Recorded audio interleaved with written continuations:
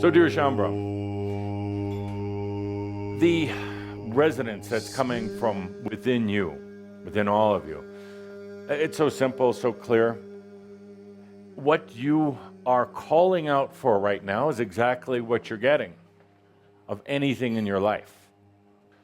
As you call forth, and this is what we get here, this blend, this message, this different way of doing things, Edith, that you know some people may not resonate with. It doesn't matter. It doesn't matter. It's not better or worse. It's what you called out for. Therefore, we are that we are. Here we are. So,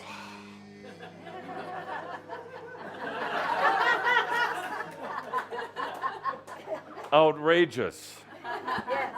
You look like some of the French women I used to go out with.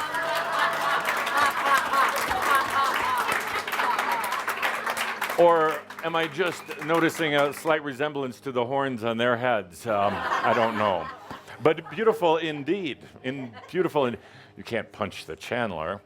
No, that was beautiful I whipped indeed. you with my torch. Let's talk about liberty, and thank you for getting dressed up. The few of you who have, thank you for getting out of the old roles and having some fun. So let's talk about liberty for a little bit while we're on the subject, while this is so close. And I have to, before I launch into my dissertation, I have to remind you that history is one of the greatest fictions of all times. Mm-hmm. Let's take a quick, brief look at the history. Europe was in turmoil back in, well, for as long as I can remember, but Europe was in particular turmoil in and around the 16 and 1700s. A lot of battles and wars, small, very powerful families controlling a lot of people and their lives, and it couldn't endure anymore. Something had to change. There had to be a change ultimately in the balance of the masculine feminine, which was not very present in Europe at the time, very male dominated. When they, and when you, when I, and the others working on it realized that it probably wasn't going to happen, that it was more difficult to clear out the old house and to rebuild it, the house of Europe, we realized that there was a new land, a free land that had been actually set up, preserved for a long, long, long time, called America. America would become a beacon. It would attract people ultimately from all around the world. The only way this country could have worked out was to have people from all the lands of Europe, and from Africa, and from Asia, and eventually what you now call South America. And it would be indigenous, and it would be ones who had been on Earth for a long time, and the new ones. They call it the melting pot, but it had to have that balance. Had to have the balance of feminine energy here. And it had to be tolerant, even of religious organizations. Had to be tolerant of the church. So, dear Shambra, this country was designed as a beacon to radiate out to all the other lands, all throughout Europe, throughout Africa, Asia, all throughout the world, what this freedom could be.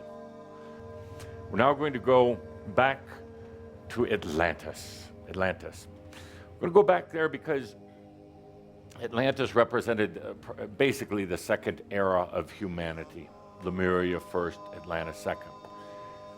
Atlantean society really had no concept of God. They were searching for source, but not in what you think in spiritual terms. They started staring off into the sky. You started staring off into the sky saying, it's got to be out there because we haven't found it here. It's got to be out there somewhere in this magic sky, the stars at night.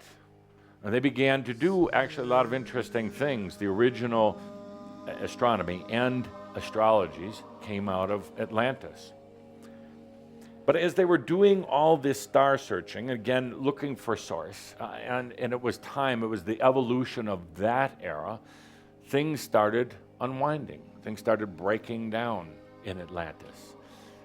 Now, you could say that, well, it was caused by Azira Tamu and the wars and the sexual energy imbalance, those things came in response, just like things coming to you in response.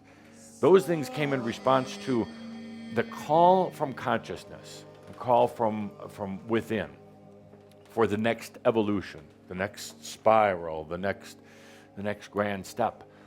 As that started to fall apart, for good reason, started to deteriorate. The Atlanteans, the humans that were left, went underground. They did indeed. There were very, very few who could even survive on the surface of Earth at the time. It was violent with fires and floods and storms, kind of like now. They went underground. But the metaphor, the symbolism is very, very important here, because it was an evolution of an era. I've been looking off into the stars for the answer. It was time to get real, to get down into the ground, to get connected with Gaia. One of the problems with Lemuria is the spirit in a physical body was so light and airy and couldn't hold itself here, couldn't get grounded. And that carried over even into Atlantis. Now, by going underground, it really bonded that connection with Gaia. So all these changes were part of that. And in the Christos era, it was about beginning to understand the concept of God, of spirit, of source. But source not having to be a place or a thing. Source being always present. Source being you. So the concept of God, spirit, started to proliferate. Those living on the surface now, and those living on the surface, as humans are prone to do, couldn't just settle for a concept of God. They started creating gods of everything. So finally, a wonderful Atlantean, great Atlantean, been quite a leader and known to many of you in your Atlantean days, by the name of Abraham, came around and said, let's knock out all these gods and let's come down to one God. His concept was very clear, and he was actually quite right. Abram had the concept that it was one God, and this God was a living God, a real God. And the God was of all things. Man distorted that later on and started putting it as a God somewhere else, and that wasn't meant to be. The churches started saying, no, one God absolutely makes it easier on all of us. But that God is somewhere else. God is off in heaven and not here. That really kind of threw the change of this era out of balance in a way. Another way, it provided some good experiences for humans, but to this day, God has remained out there. Can't be so anymore. Cannot be so anymore, because as this new era, which we call the new energy era, is evolving, is taking shape, you can't have a God that's someplace else. You got to bring that God home. You got to bring that God here, and that's exactly what's happening on your planet right now. If you want to clear aside all the clutter, all the philosophical, political, and economic discussions, you can really get it down to one basic thing. The evolution of this era is about the I am God, the God that's present right here, not living off somewhere else, God that's manifest and walking on earth. And this is the era of spirit is present. Spirit is present. It's a catchy little phrase. My point here right now is that spirit is present. You are present. It's about finally in this era allowing yourself to be the living God. Not a conceptual God, not a mental God, but spirit present right here. That's the whole evolution, unfolding of this era. So, question is, how do you get from here to there? What's that leap? Well, there actually really isn't. What do we do next? How do you get spirit present in the body? How do you live it? Well, you breathe. You integrate it. It's about integrating spirit into this present moment. It's about inviting spirit in from your heart, through your breath, through just stopping for a moment, just taking that pause and letting spirit, letting you be present in your life, not in the past, not in the future, not at some other time, without doubt, without doubt.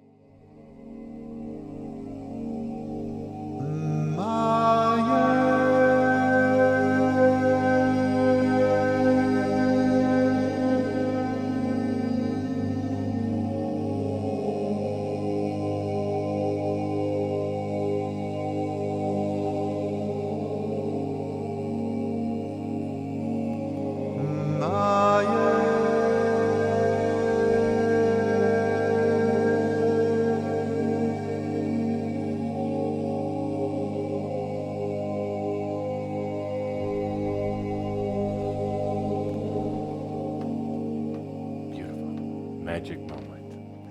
Thank you. You see, consciousness, spirit, present in the now moment, suddenly doesn't need to use the words.